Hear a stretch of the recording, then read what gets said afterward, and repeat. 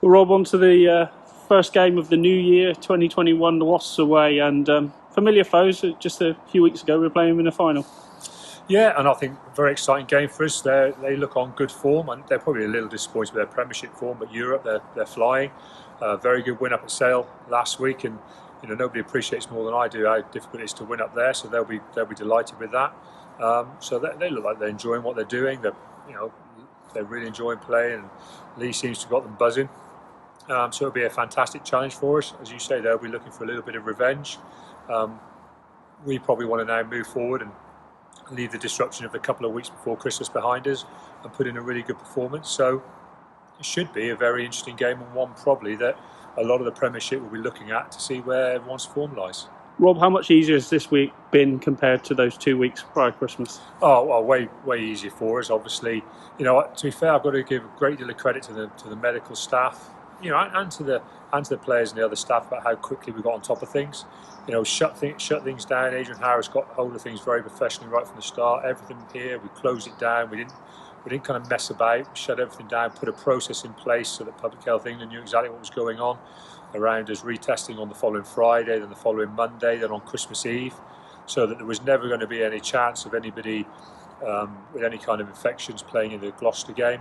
Like I say, huge credit to everyone involved in the way everyone came through it, and the players, how they committed to pretty much, for a few of them, pretty much turning up on the day and playing in what was a tough game where Gloucester, fair play to them, really challenged us in a lot of areas of the game.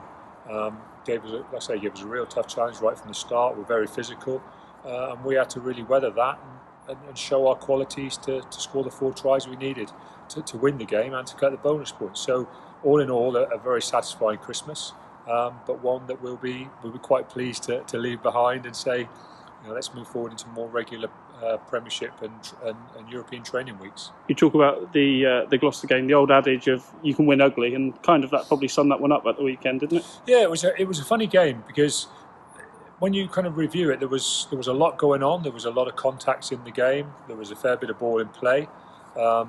But as you say, we weathered some difficult times, and we probably allowed Gloucester into our 22 more than we let most teams, and that's a credit to them, the pressure they put us under.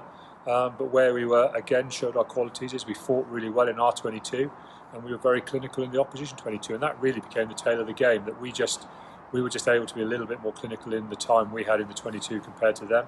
As I say, I've got to give our players credit for fighting in those areas, but you've got to give Gloucester credit as well for getting in there and pressurising as much as they did. 2020 will be a year we remember for so many different reasons. Obviously the double here, but COVID, everything. 2021, what's your outlook, and is it a favourable one? Is it an optimistic one? The reality is we've got to be optimistic, haven't we? Because there's no point being no point living if you're not going to be optimistic about things. We've all got to hope that, and there's fantastic news again today, isn't there, about the Oxford vaccine, that there's another vaccine now being rolled out. We've got to hope that the vaccine programme kind of gets control of things, because obviously we're very aware we're in a very difficult situation right here and now with the amount of cases and the amount of people who are in hospital.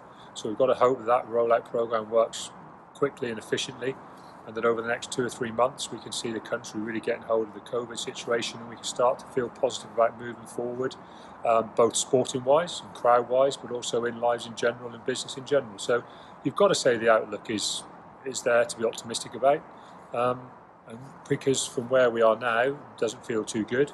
But it does feel like there'll be a return to more normal times over the next 3 or 4 months, and we've got to hope that means that people can feel safe coming back into sporting events and life in general, and we can start moving forward and getting on with life as a whole.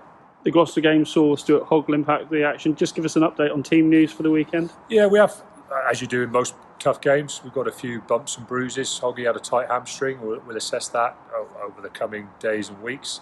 It doesn't look too serious, which is good news. Yanis came off obviously with a bang to his face. Obviously we're still assessing that scenario, and how long he may be out. And we obviously got some guys still on their international breaks, because that's what the EPS guys have to have a 2-week break around this time. We've also given some time off to our other internationals because they joined up into their camps as well. So we've got some challenges around the squad, but so every other side. And we're looking to go there with what to me on paper looks a very strong squad.